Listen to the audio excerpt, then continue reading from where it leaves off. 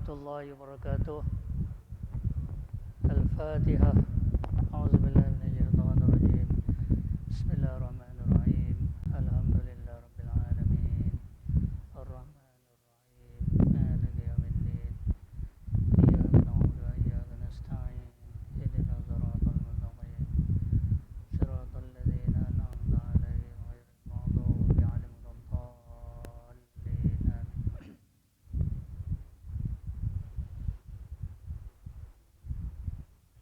Alhamdulillah Rabbil Alamin.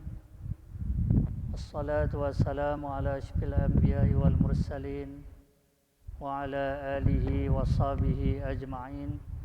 Subhanaka la ilma lana illa ma 'allamtana innaka antal alimul hakim. Wa la hawla wa la quwwata illa billahil aliyil azim. Qala Allah ta'ala fi kitabihil karim. Fa'lam annahu la ilaha illallah wastaghfir li dhanbika walil mu'minina wal mu'minat wallahu ya'lamu mutaqallabakum wa maswaakum. Sadaqallahul azim. Wa qala Rasulullah sallallahu alaihi wasallam as'adun nasi bi syafa'ati yaumal qiyamati man qala la ilaha illallah. Ahli-ahli jawatan kuasa masjid, tuan-tuan imam, tuan Bilal, seterusnya muslimin muslimat rahimakumullah. InsyaAllah pada malam ini kita akan menyambung pengajian kitab Raja Ali Haji rahimahullahu ta'ala dalam bidang akidah.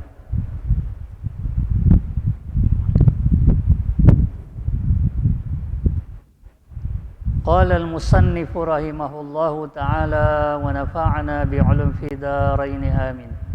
Dan wajib pula kita i'tiqadkan Allah Ta'ala itu bersifat wahdaniyah,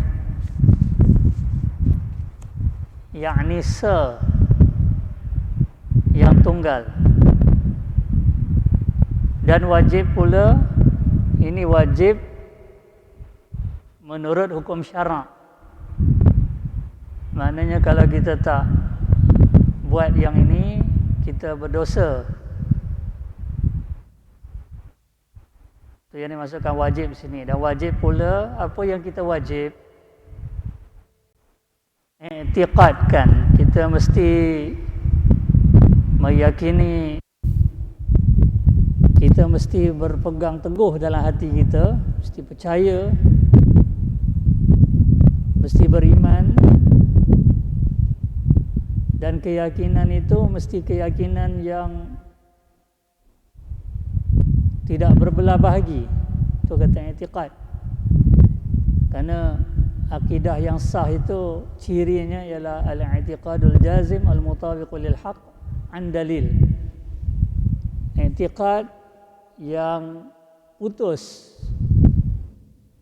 I'tiqad yang putus itu maksudnya tidak berbelah bahagi, keyakinan yang penuh. Kalau ya ke tidak, itu bukan keyakinan yang penuh, ya. Itu bukan i'tiqad yang putus. Kalau ada keraguan, kalau sedikit. Sebab itu Allah SWT berfirman dalam Quran, innamal mu'minuna alladzina amanu billahi wa rasulihi thumma lam yartabu.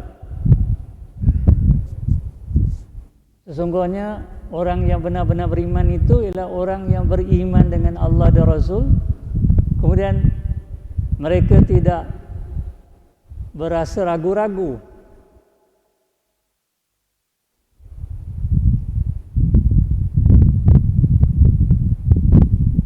Itu yang dikatakan i'tiqad al-jazim al-mutabiqu lil waqi', yang menepati realiti.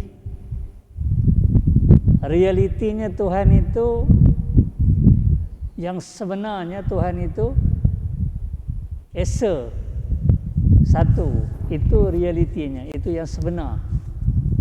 Jadi kalau akidah kita, keyakinan kita menepati yang sebenar, Maknanya ciri yang kedua dah ada. Yang ketiga, an dalil, berdasarkan dalil. Islam tegak berasaskan dalil. Itu ulama menyatakan man salaka tariqan bi ghairi dalilin dhalla wa man tamassaka bi ghairi aslin zalla. Sesiapa menempuh jalan tanpa dalil, dia akan sesat. Sesiapa berpegang tanpa dasar, dia akan tergelincir. Sebab itu Allah SWT menyatakan dalam Quran,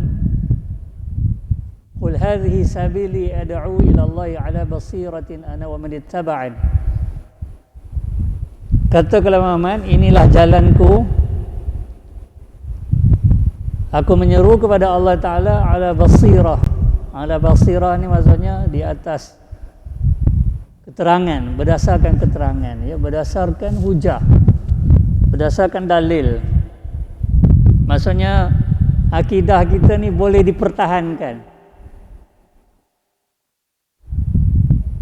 Kalau ada orang hendak menolak akidah yang kita pegang ni, kita boleh jawab, kita boleh pertahankan, dan kita boleh tangkis hujah dia, kita boleh tegakkan hujah kita.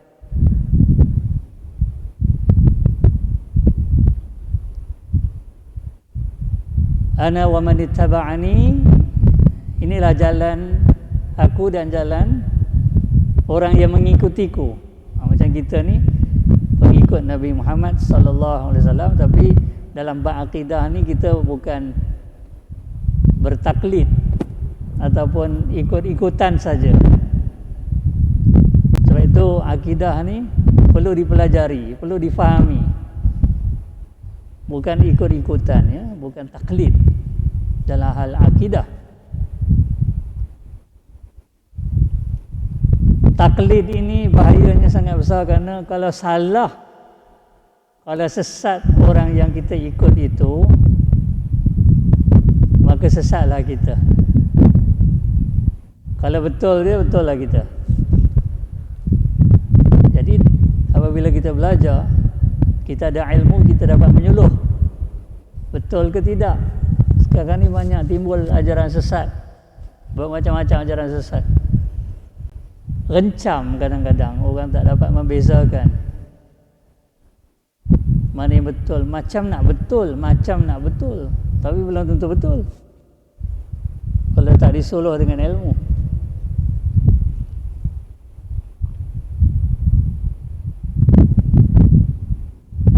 Sebab itu ilmu akidah ini, kata Imam Abul Hasan Al-Ash'ari rahimahullah ta'ala, yajibu 'alal 'abdi al-'ilmu billahi wa rasulihi wa dinihi. Setiap orang wajib, ya, wajib ada ilmu tentang Allah, tentang Rasulnya, dan tentang agamanya. Dengan kata lain, akidah, ilmu tentang akidah. Dan ayat yang saya baca pada awal kuliah tadi dengan jelas menyatakan fa'lam annahu la ilaha illallah, maka ketahuilah ni, fa'lam, i'lam itu dalam bahasa Arab disebut fi'lul amri, kata kerja perintah. Al-amru yufidul wujub, perintah ni menunjukkan wajib, maknanya wajib tahu.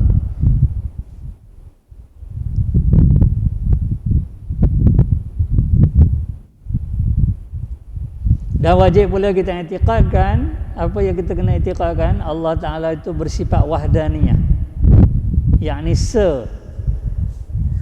yang tunggal. Dalam bahasa Melayu kita ada perkataan satu, tapi satu ni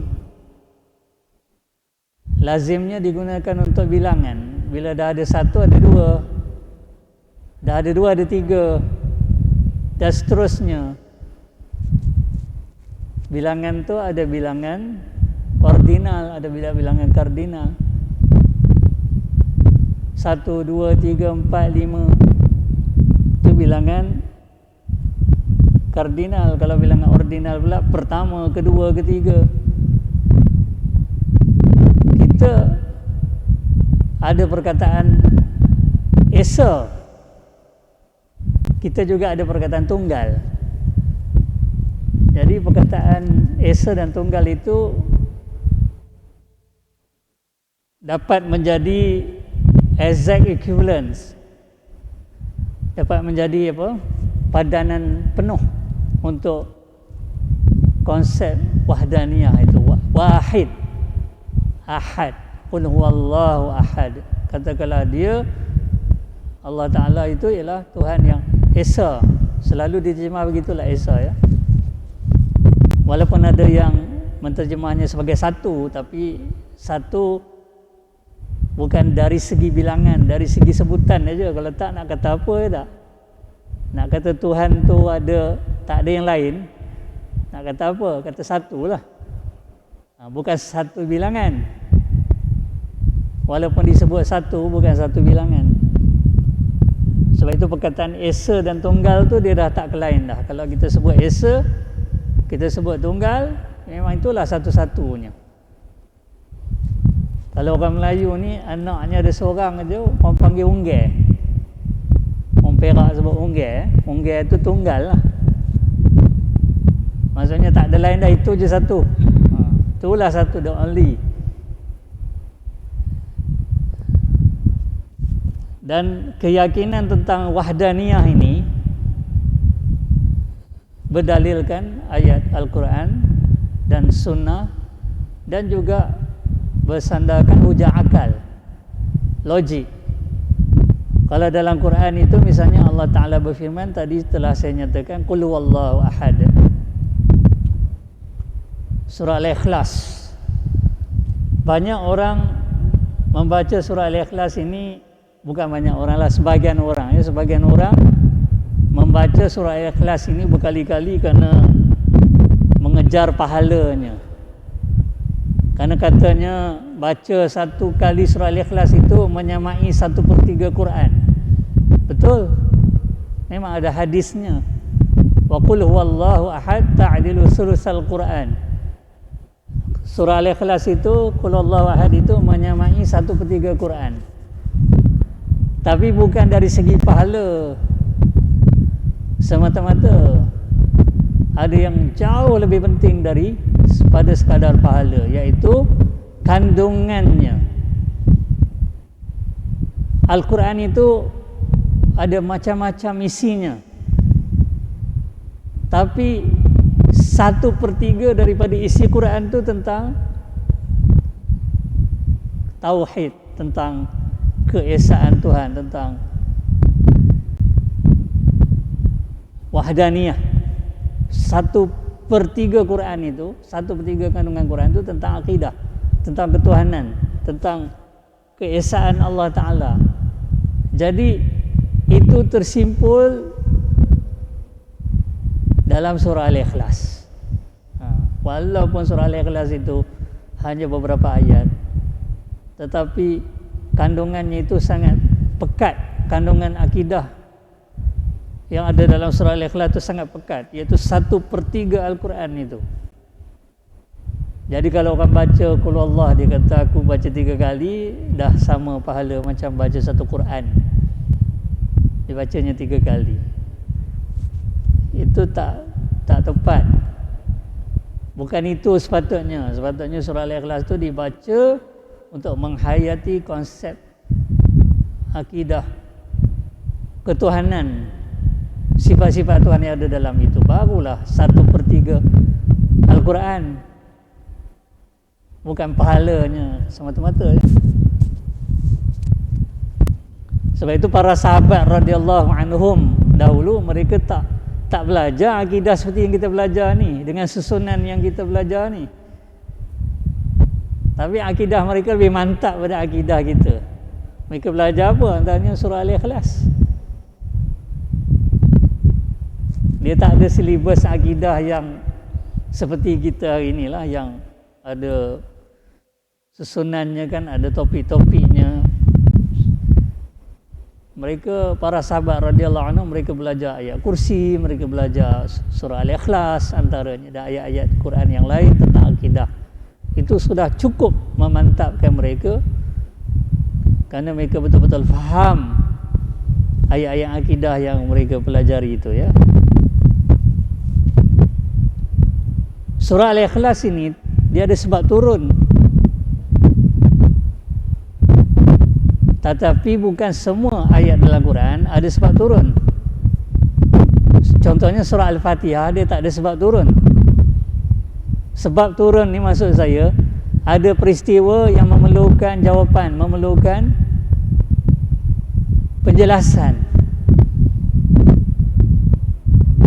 Maka turun ayat untuk menjawab persoalan yang timbul daripada peristiwa tersebut. Fatwa ataupun penjelasan ataupun jawapan, itu disebut asbabun nuzul. Tetapi tidak semua ayat Quran ada asbabun nuzul. Walaupun tak ada asbabun nuzul, ayat itu turun untuk menjadi petunjuk.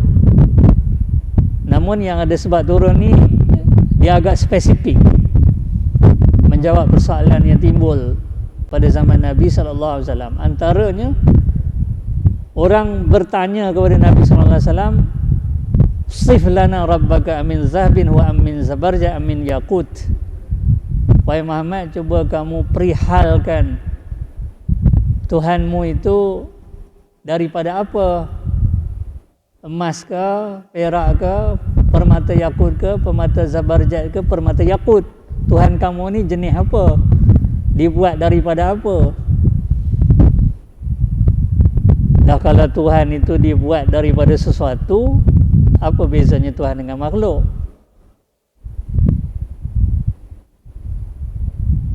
Kerana sebagian orang pada masa itu dibayangkan manusia ada asal usul, malaikat ada asal usul, jin ada asal usul, Tuhan pun ada asal usul. Ini kiasnya salah. Nak bandingkan Tuhan dengan makhluk, padahal Tuhan tak sama dengan makhluk. Sebab itu turun ayat ni, surah Al-Ikhlas ni turun untuk menjawab persoalan itu, iaitu Allah Ta'ala itu tunggal. Tunggal ni nanti akan ada huraiannya. Bukan saja masuk tunggal tu tidak ada berbilang-bilang Tuhan ataupun ramai Tuhan ataupun beberapa Tuhan. Bukan sekadar itu masuk tunggal. Tunggal juga merujuk kepada Tuhan itu bukan terdiri daripada komponen-komponen, bahagian-bahagian, juzuk-juzuk, anggota-anggota. Kan manusia ni kan ada juzuk-juzuknya, bahagian-bahagiannya, anggota-anggotanya kan. Ini kepala, ini tangan, ini kaki, ini jari, ini tulang, ini urat, ini darah, ini ada bahagian-bahagiannya, juzuk-juzuknya.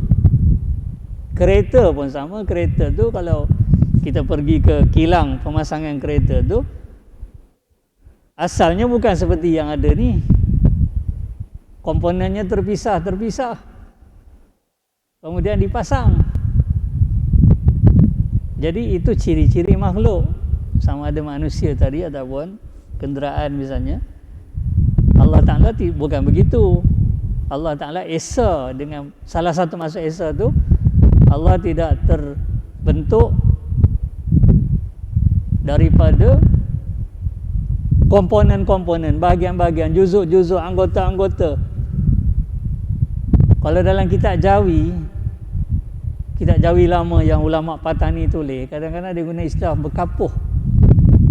Berkapuh ni maksudnya dia komponen-komponennya bercantum jadi Tuhan. Itu ternafi itu sebenarnya. Bila kita kata Allah itu ahad, wa ilahukum ilahu wahid, ahad, wahid, itu semua ternafi itu. Tuhan bukan macam tu. Kan tadi orang kafir tadi tanya, perihalkan Tuhanmu wahai Muhammad kepada kami. Dia tu daripada emas ke, perak ke, permata zabarjat yakut ke? Jadi dah terjawab lah bila kata qul Allahu ahad. Bukan, Allah Ta'ala tu bukan terbentuk daripada komponen-komponen, bahagian-bahagian ya. Yakni yang tunggal, tiada dua, tiga dan tiada banyak. Allah Ta'ala berfirman, wa qala Allah la tattakhidhu ilahain itsnain innama huwa ilahun wahid.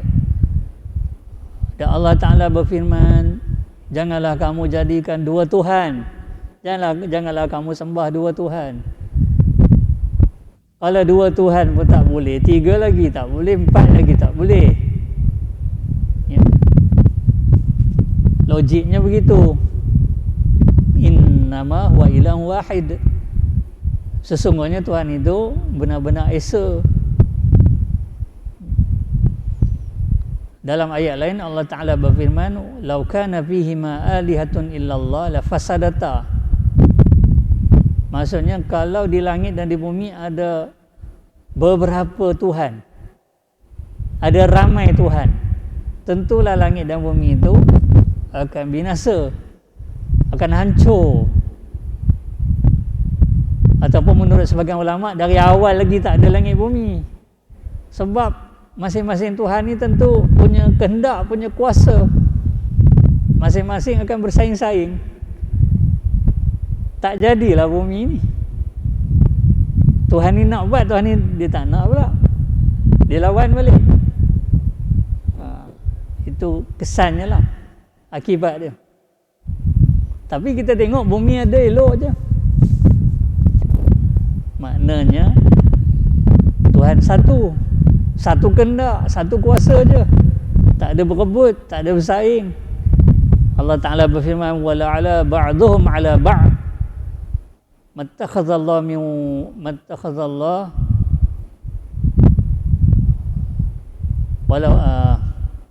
wala'ala ba'duhum 'ala ba'din. Kalau ada ramai Tuhan, sebahagian Tuhan ni akan mengatasi tu sebahagian Tuhan yang lain. Maksudnya Tuhan ni akan saling mengatasi, akan saling mengalahkan ya? Hancurlah bumi ni, tapi bumi elok, langit bumi elok, masih lagi berjalan sistemnya kan. Tunjukkan Tuhan tu esa. Jadi walaupun dalil tu dalil Quran, sekaligus merupakan dalil akal. Sebab dalam Quran ni banyak dalil-dalil akal dikemukakan oleh Allah Ta'ala. Manusia ni makhluk yang berakal. Akal ni satu potensi yang Allah Ta'ala jadikan ya, sehingga manusia dapat menggunakan akal itu untuk membezakan, untuk berfikir ya, untuk mengenal kebenaran dengan akal yang Allah Ta'ala jadikan. Sebab itu dalam syariat kita, merosakkan akal itu dilarang. Mengapa haram arak? Kerana merosakkan akal. Dalam Quran, perkataan yang digunakan untuk arak itu al-khamru. Misalnya Allah Ta'ala berfirman, "Innamal khamru wal maisru wal ansab wal azlamu rijsum min amali syaitan fajtanibuh." Al-khamru itu dari segi etimologinya, dari segi bahasanya, al-khamru itu yang menutup, yang melindungi. Itu sebab kalau orang perempuan pakai tudung tu dalam bahasa Arab dia juga itu disebut khimar. Kita panggil tudung ke tak? Tudung kepala. Kalau bahasa Arabnya khimar. Arab tadi khamr.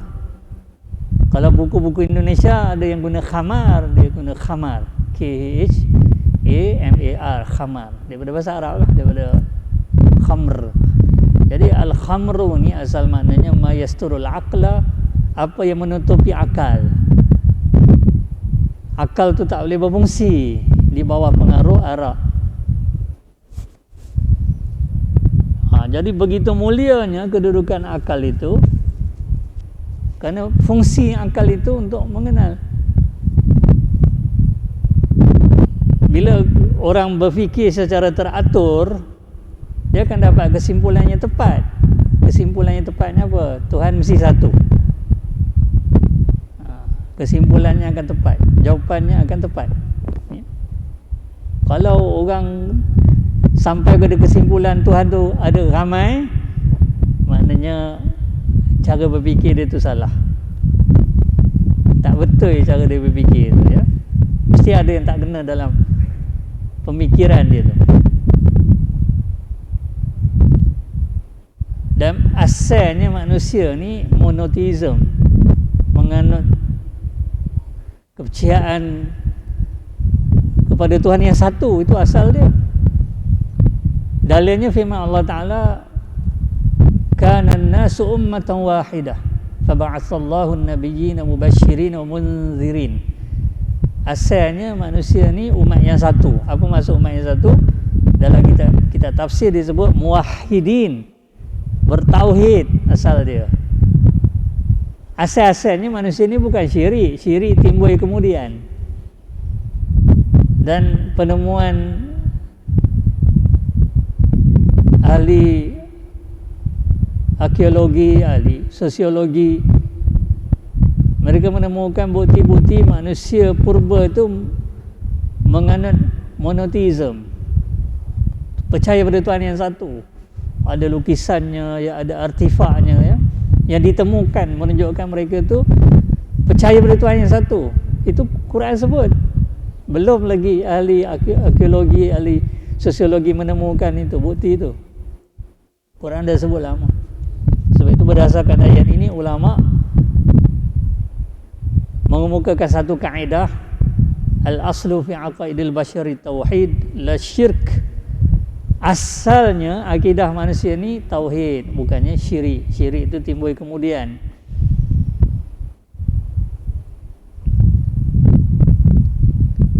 Tiada dua, tiga dan tiada banyak, hanyalah ia satu.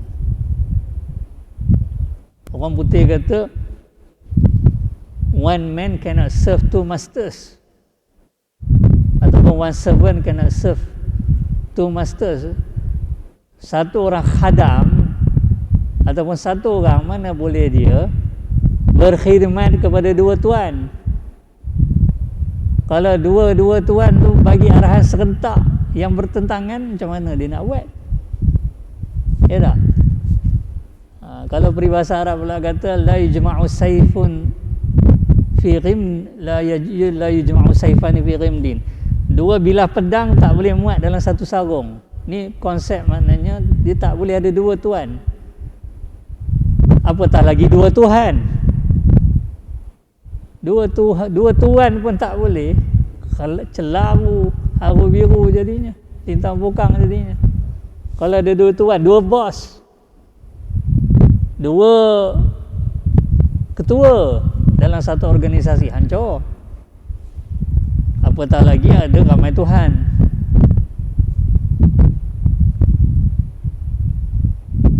Dan menolakkan beberapa yang berhubung dan beberapa yang tercerai,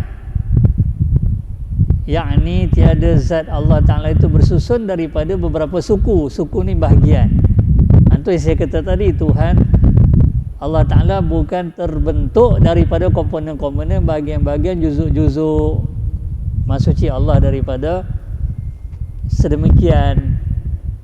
Inilah pegangan akidah sejak zaman salaf yang disebut oleh Imam At-Tahawi rahimahullah ta'ala, yang merupakan ulama salaf, dalam kitabnya Al-Aqidatul Tahawiyah, yang kemudian diterjemah kepada bahasa Melayu oleh Syekh Abdul Qadir Al-Mandili dalam kitab Perisai bagi sekalian mukallaf. Apa kata Imam Tahawi? Wa ta'ala 'anil hududi wal ghayat wal arkani wal a'dha'i wal adawat wa la tahwihil jihatus sittu kasairil mubtada'at.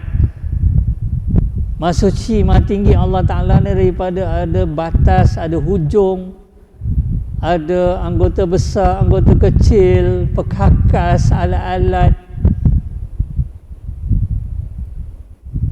dan juga tidak dilingkungi arah yang enam, depan, belakang, kiri, kanan, atas, bawah. Inilah pegangan umat Islam sejak zaman salaf lagi. Inilah akidahnya. Allah Ta'ala ni bukan terbentuk daripada komponen-komponen, bahagian-bahagian, juzuk-juzuk.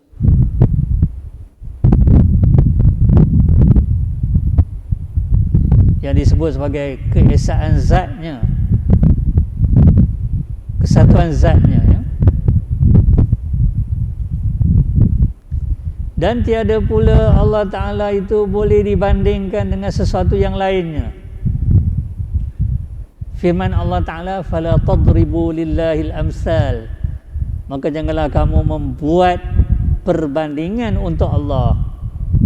Allah tak boleh dibandingkan dengan apa pun. Kalau yang lain boleh dibanding. Sebab itu kalau dalam bahasa manusia ni ada banyak unsur-unsur yang disebut perumpamaan, simile, ya,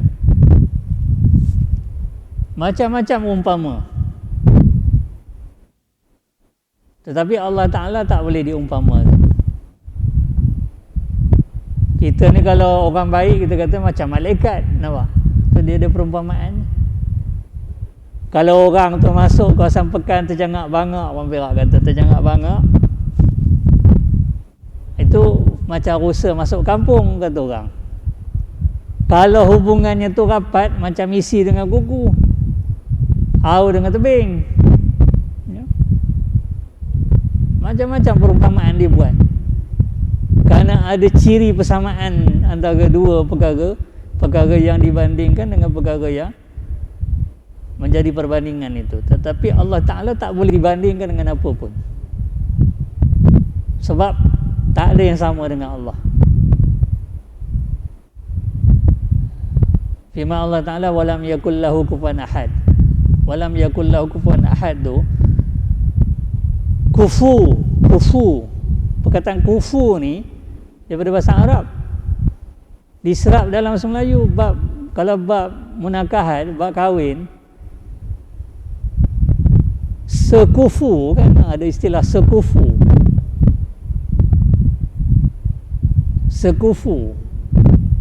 Sekufu tu maksudnya sepadan. Jadi walam yakul lahu kufuwan ahad, tak ada yang sepadan dengan Allah. Maksudnya tak ada yang sebanding dengan Allah SWT, ya. Itu maksud walam yakul lahu kufuwan ahad. Tak usah kata sama sepenuhnya, sama sebahagian pun tak ada. Tu kalau orang belajar akidah dengan lebih mendalam, digunakan 3 istilah nak menafikan tak ada yang sebanding, sepadan dengan Tuhan. Ini dipakai 3 istilah, iaitu mathil, syabih, nazir. Kalau mathil ni sama dari segala sudut, itu mathil. Ada tak yang sama dengan Tuhan dari segala sudut? Tak ada. Kemudian ada istilah syabih. Syabih ni yang sama pada kebanyakan sudut, bukan keseluruhan, tapi ada banyak, 70% sama contohnya. Ada tak yang 70% ke, 80% ke, 90% ke sama dengan Tuhan? Tak ada. Itu syabih. Kemudian nazir. Nazir ni yang sama dengan Tuhan dari satu sudut aja. Satu sudut je sama dengan Tuhan pun tak ada. Nampak? Maksudnya nafi habis tu, ternafi habis. Yang sama keseluruhan tak ada, yang sama sebahagian tak ada, yang sama satu bahagian pun tak ada dengan Tuhan, ya? Begitu telitinya akidah ni kan. Sebab di akidah ni kalau ada samar-samar habis. Ya ke? Dia habis. Ada ke maknya kot yang sama dengan Tuhan? Sikit, sama sikit aja. Satu segi je sama. Habis. Habislah walam yakul lahu kufuwan ahad tu habis. Baca saja je lah, tapi tak jadi akidah, ya?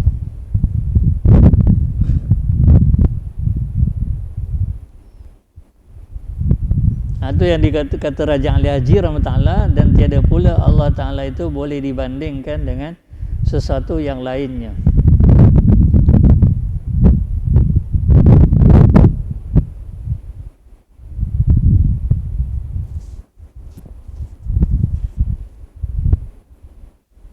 Dan jikalau ia tiada maknanya kalau Allah ni tidak esa, nescaya tiada diperoleh sekalian alam ini. Tentu tak ada alam ni, tentu tak jadi alam ni kalau Tuhan tu tak esa. Adanya alam ni menunjukkan Tuhan tu esa. Sebab satu kehendak je yang terlaksana, kehendak Allah. Adanya alam ni kehendak Allah, kuasa Allah. Sebab itu ulama kata, Imam Ibn Ashir rahimahullah dalam kitab Al-Mursyidul Mu'in, dia kata lau lam yakun bi wahidin lama qadar. Kalau Allah Ta'ala itu tidak esa, tentu dia tidak berkuasa. Maksudnya apa? Kalau dia tak esa, dia perlukan Tuhan yang lain, kena ada Tuhan yang lain. Untuk mengadakan alam ni, kena Tuhan tu berpakat.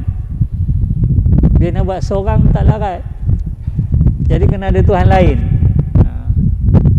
Kena ada pakatan Tuhan. Habislah. Kalau itulah keyakinannya, habis. Dan sebenarnya Tuhan ni bila dia tidak esa, bermakna dia tidak berkuasa.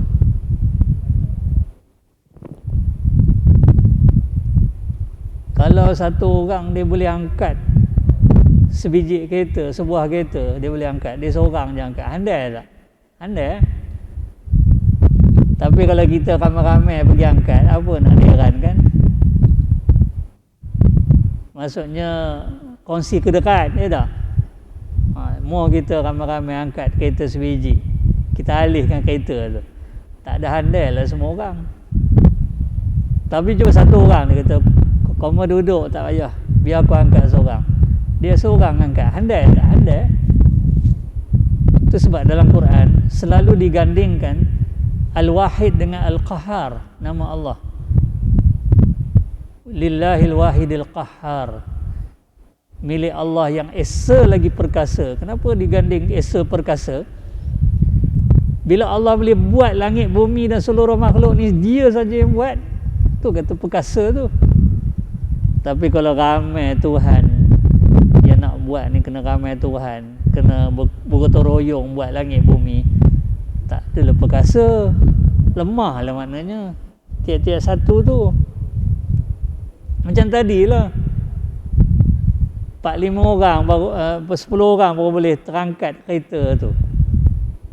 Apa handai? Tapi kalau dia seorang boleh angkat satu kereta, ui handai tu. Itu cara kita nak faham lah tentang konsep keesaan dan keperkasaan Allah Ta'ala. Baik tu Raja Ali Haji kata, kalau Allah ni tidak esa, alam ni pun tak ada, sebab dia lemah. Tentu dia tidak berkuasa kalau dia memerlukan Tuhan yang lain, ya. Sebenarnya bila kita perhati diri kita, kata Imam Al-Qushairi Allah, summa idza syahada naqsa nafsihi arafa jalala rabbih. Bila manusia ni menyaksikan kelemahan dirinya, kekurangan dirinya, maka dia sedar akan kehebatan Tuhannya. Macam kita lah, kita nak buat benda yang besar, tak larat seorang. Itu kelemahan, kekurangan. Tuhan sebaliknya, bila kita nampak kelemahan kita, kekurangan kita, itu sebenarnya menyerlahkan kehebatan Tuhan. Tuhan sebaliknya, yang kurang-kurang tu semua kita, yang hebat-hebat tu semua dia saja. Tu kata esa lagi perkasa, diganding Al-Wahidul Qahar. Dan bacaan dalam hadis disebut, ada satu bacaan kalau kita bangun malam, lepas tu susah nak tidur balik, golek gelantang susah nak tidur balik, Nabi sallallahu ajar kita bacaan La ilaha illallah wahidul qahar rabbus samawati wal ardi wa ma bainahumal azizul ghaffar. Itu yang dibaca kalau kita jaga malam, betul tak mau nak tidur balik, susah nak tidur. Nabi sallallahu suruh baca yang itu. Jadi dalam bacaan itu ada Al-Wahidul Qahar, La ilaha illallah wahidul qahar rabbus samawati wal ardi wa ma bainahumal azizul ghaffar. La ilaha illallah wahidul qahar. Tiada Tuhan melainkan Allah yang esa lagi perkasa. Itu konsepnya tadi. Kalau Tuhan tu tidak esa, bermakna dia tidak berkuasa. Sebab dia memerlukan Tuhan yang lain untuk berpadu tenaga mengadakan alam ini, ya.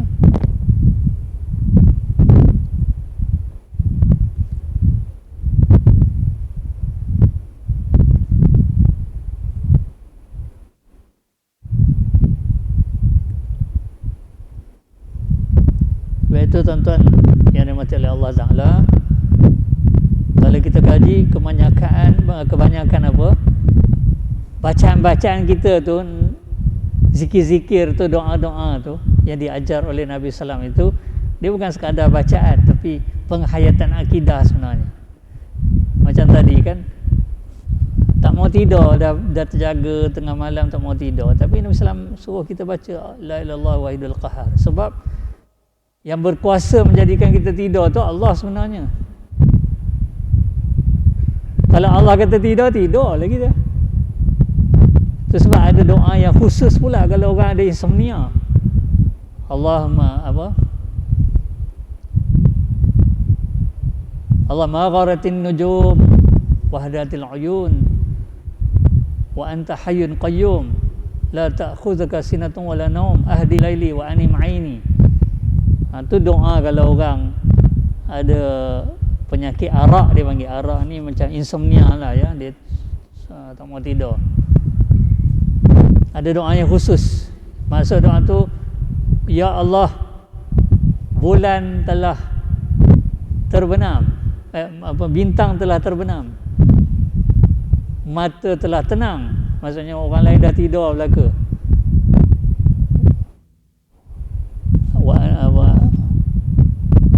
Anta hayyun qayyum, hayyun qayyum.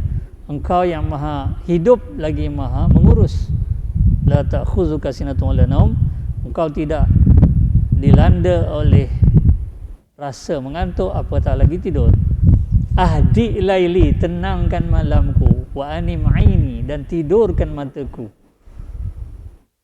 Jadi kalau kita perhatikan doa ni, doa nak minta kita boleh tidur, tapi kita mohon kepada Allah SWT, sebab kita sedar hanya dia yang berkuasa menjadikan kita tidur. Sebagaimana dia membangunkan kita, dia juga yang menjadikan kita tidur. Maknanya bacaan ini, kalau kita faham dia punya maksud bacaan tu, dia menebalkan lagi akidah kita. Nak tidur akidah jadi tebal, bukan tidur kosong. Sambil nak tidur, sambil nak minta tidur tu, minta diberikan, ya, tidur tu kita dapat mengukuhkan akidah kita, ya.